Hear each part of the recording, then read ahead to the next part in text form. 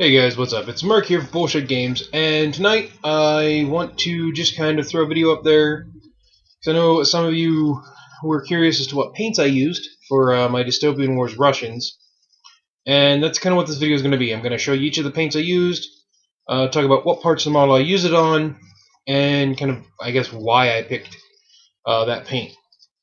If you see me looking down, it's because I have the paints down here on the table in front of me. So I'm going to start with the paints I used for the primary colors of the hull, which we have P3's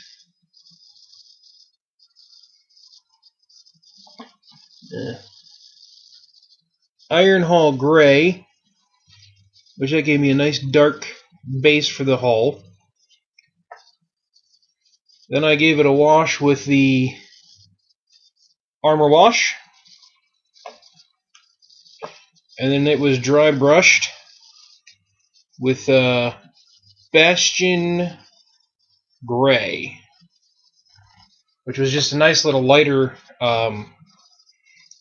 just light enough that it picked out the details over that Iron Hull Gray, because that Iron Hull Gray was really dark. Now, the red that's on the hull and the majority of the ships started off as Murderous Magenta. Now, if you guys use this color, I will tell you, at least for me, when I put it on, I don't know if it's because I used a white undercoat or not, it was kind of pink. Not that it turned out really well. I mean, I was happy with the results, but it was kind of pink in the beginning. Of course, gave that a wash with the red ink, and then dry brushed that with Cawdor Red Highlight.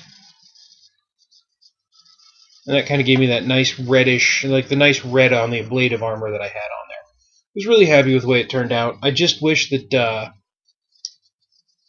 the red would have covered the black a little bit better. Now, the guy in my gaming group who's painted for a lot longer than I have told me that sometimes the best way to cover up a black mistake on like something that's red is paint over the black with white, and then paint your red on top of that, the white, kind of like whiting out, I guess, an ink mark. So it's something I might try next time with the rest of my Russians. Now, for the decking, I used Battlefield Brown. There we go. And I only washed that, so I only used the brown ink to get a nice wash. I didn't dry brush that. It would have been a little too hard to get in there. I mean, I probably could have, but I am a lazy painter, I will admit. Now, the metallics on the ships were done with P3's Pig Iron, which I liked because it wasn't super metallic. One of the things I never liked about bulk on metal was it was very, very bright, very, very shiny. Pig Iron isn't. It's a duller metallic, and I liked that. And the brass that you see on the ships is all brass balls. You know, my Russians, they have brass balls.